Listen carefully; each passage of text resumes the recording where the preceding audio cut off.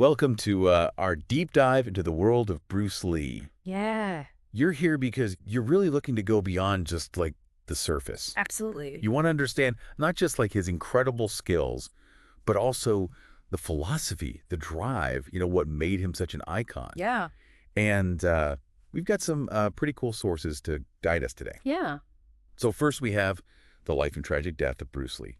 And this is by his wife, Linda Lee Cadwell, which, gives us like this really intimate look into his journey. absolutely. Yeah. And then also we've got a medical editorial from the Clinical Kidney Journal, which presents, I don't know if you've heard about this, but a pretty interesting theory about his death, Yeah. the hyponatremia hypothesis. It's a really cool way to look at his life because it allows us to explore, I think, Bruce Lee on all those different levels, right? Like you were saying, the physical prowess, but also the depth of his thinking and how he impacted culture Yeah. and even some of the mysteries that still surround him. Yeah. So let's start at the very beginning in Hong Kong where he was born. Okay. Linda Lee Cadwell describes him as, as a child, just like bursting with energy, incredibly competitive, always ready for a challenge. Mm-hmm. And it kind of sounds like the streets of Hong Kong were like a proving ground for him. Yeah. And it's important to remember, I think, the context of Hong Kong at that time, right? Like a mid-20th century. Right. It was this place where all these different cultures were kind of like clashing. Right. And street fights were kind of just like an unfortunate but a common thing. Yeah.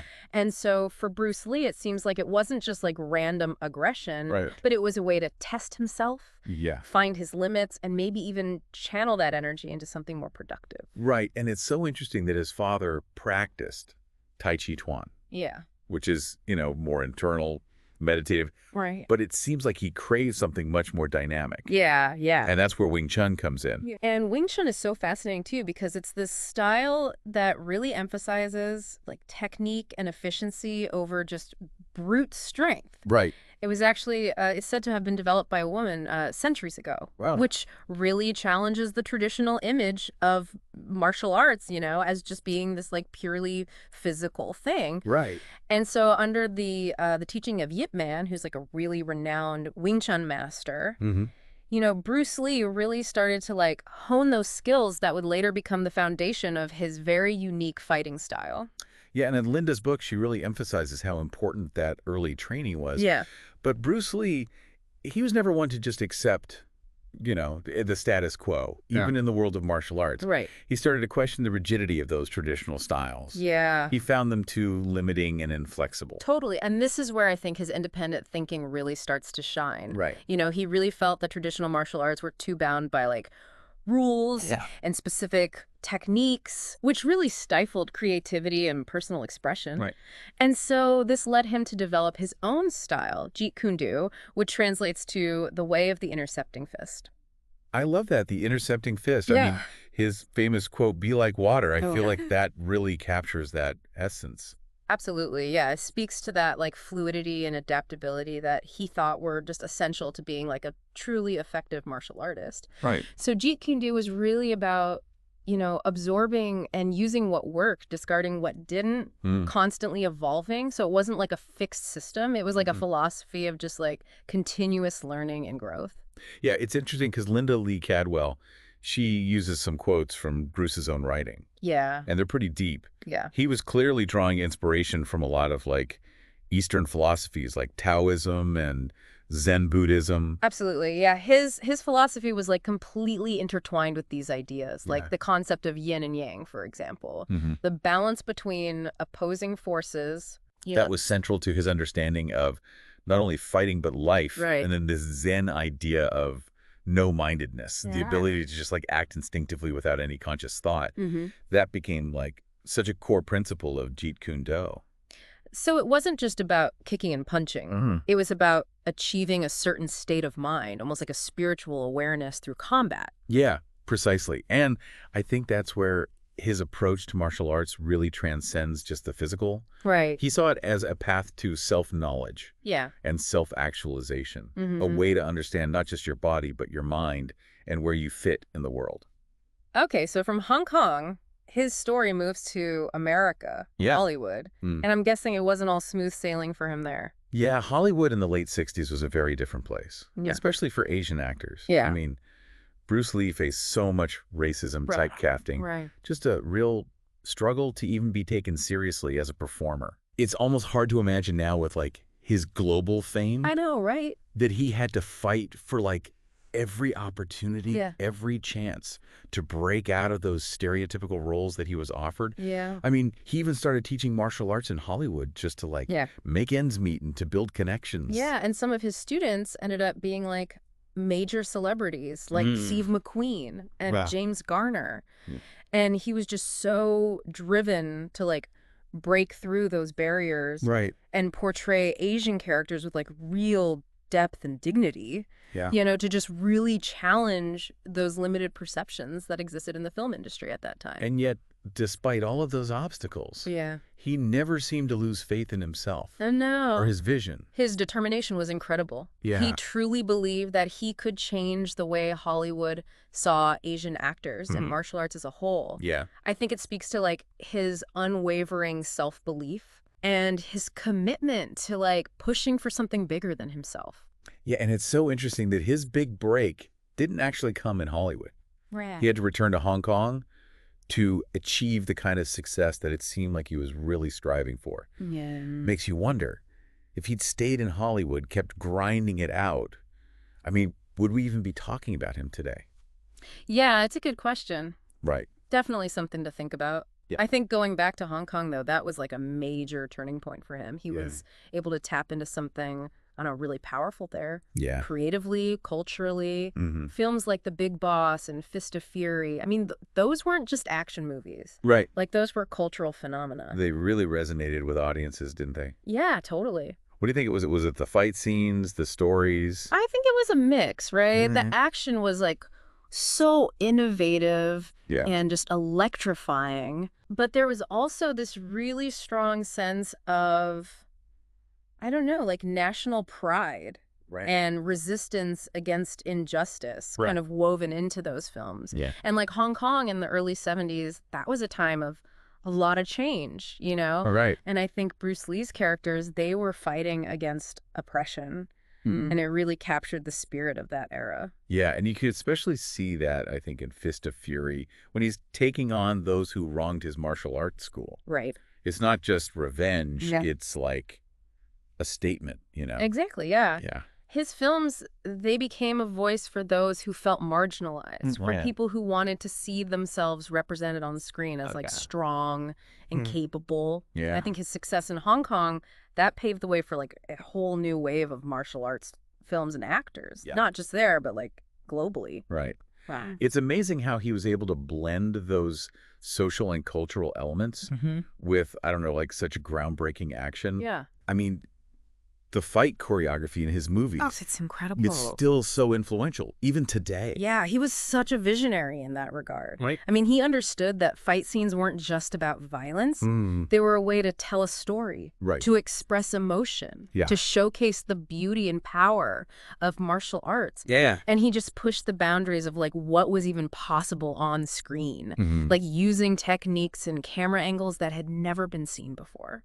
And to think that he was doing all of this while still battling, I guess, those same prejudices and limitations back in Hollywood. I mean, that must have been incredibly frustrating. It was like a constant uphill battle, but I Right. think it also fueled his determination to succeed on his own terms, Right. And then when he finally got the chance to make Enter the Dragon, Right.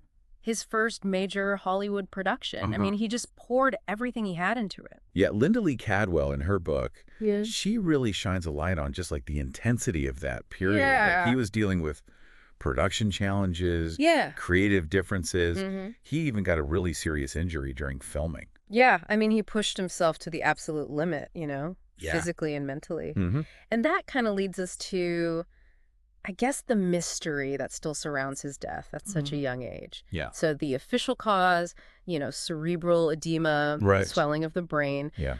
supposedly due to like a reaction to painkillers. I don't know. I feel like that's always been met with some skepticism. Right, and that's where this medical editorial comes in. Yeah. They're suggesting this new hypothesis, hyponatremia, Could you break that down for those of us who aren't doctors? Yeah. So hyponatremia basically is when the sodium levels in your blood get too low. Okay. And sodium, it's an electrolyte. It's super important for a ton of bodily functions, including brain function. And so when those sodium levels drop too drastically, right, it can lead to swelling in the brain. Okay. Which can, obviously be fatal. And the authors of this editorial are suggesting that Bruce Lee might have been susceptible to this condition. Yeah. Because of a few different factors, right? Yeah, they point to a couple of things. Yeah. So first, Linda mentions in her book that Bruce had a similar episode of cerebral edema. Right. But this was a few months before his death. Right. And so this could indicate that, maybe he had a predisposition to this type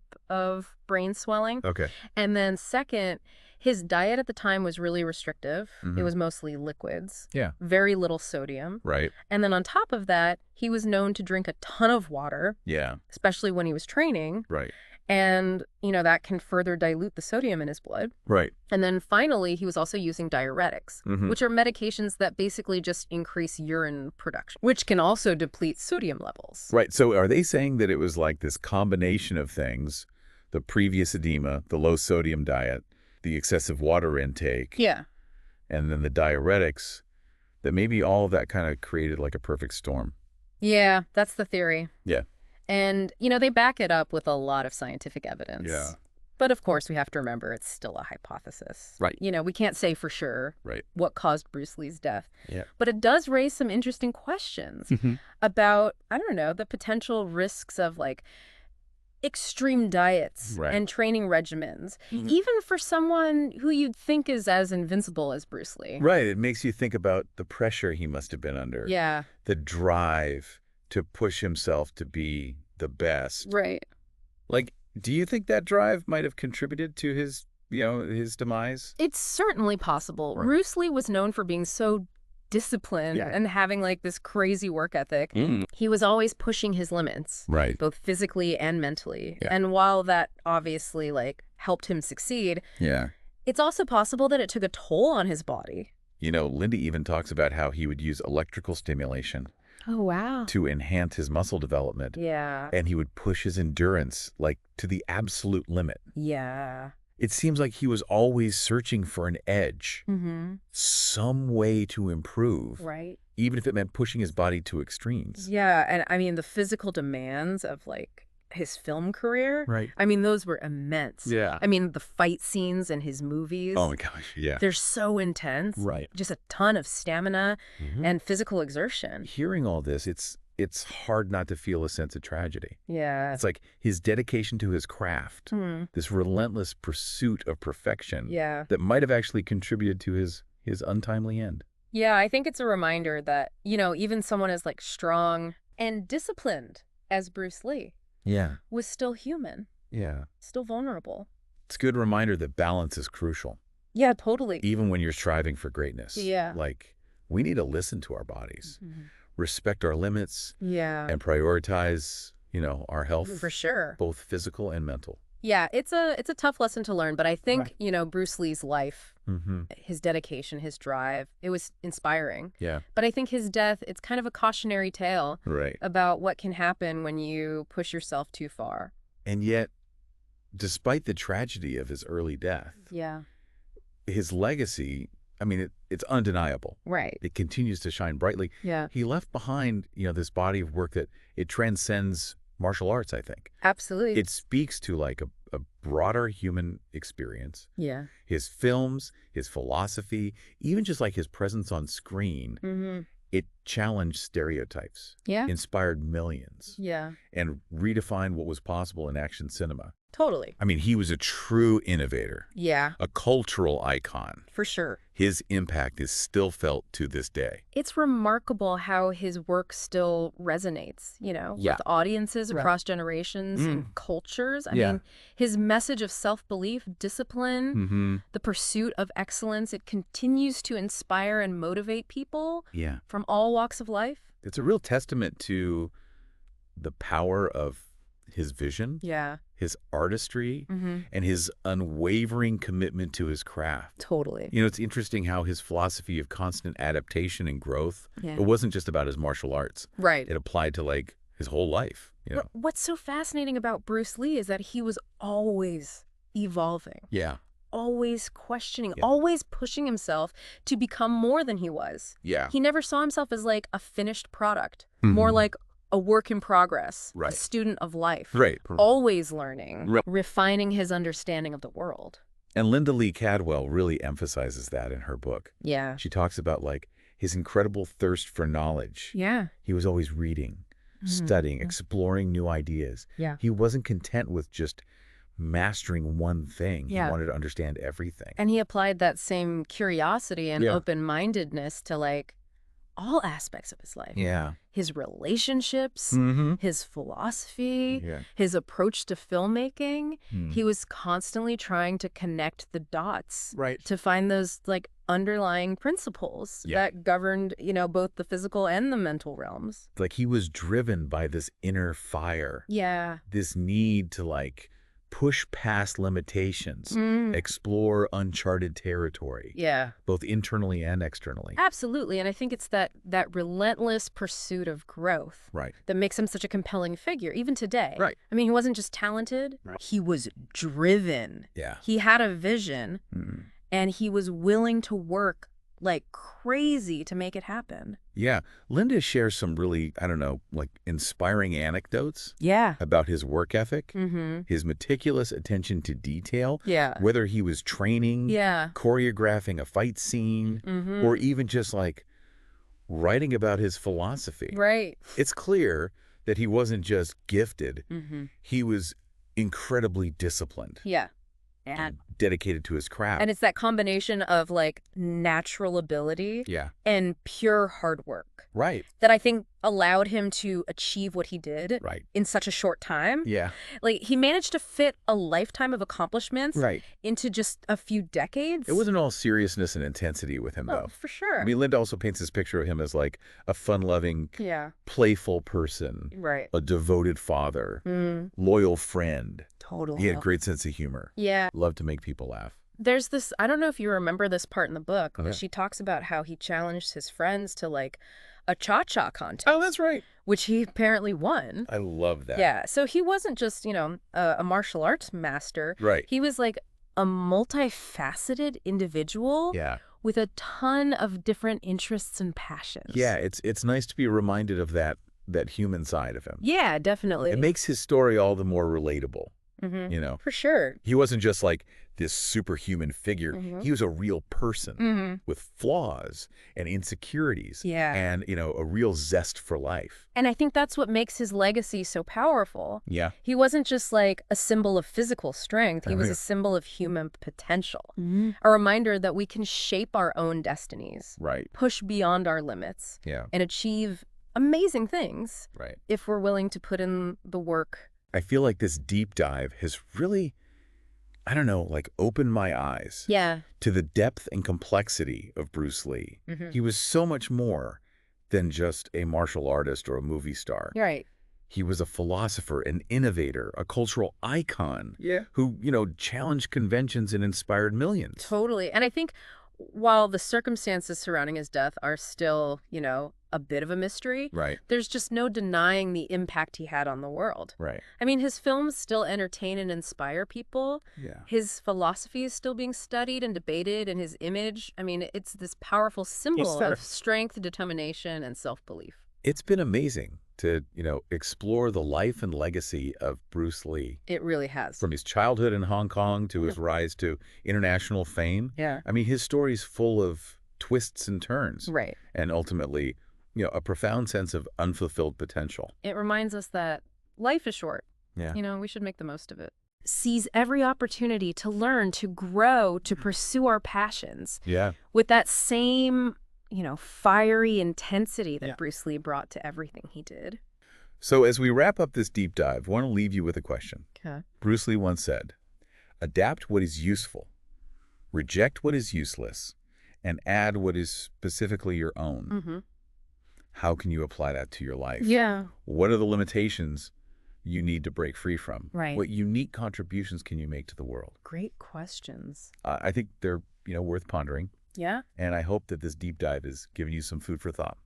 Thanks for joining us on this exploration of Bruce Lee's life and legacy. Yeah, this was awesome. We hope you've learned something and maybe even found a bit of inspiration from his incredible journey.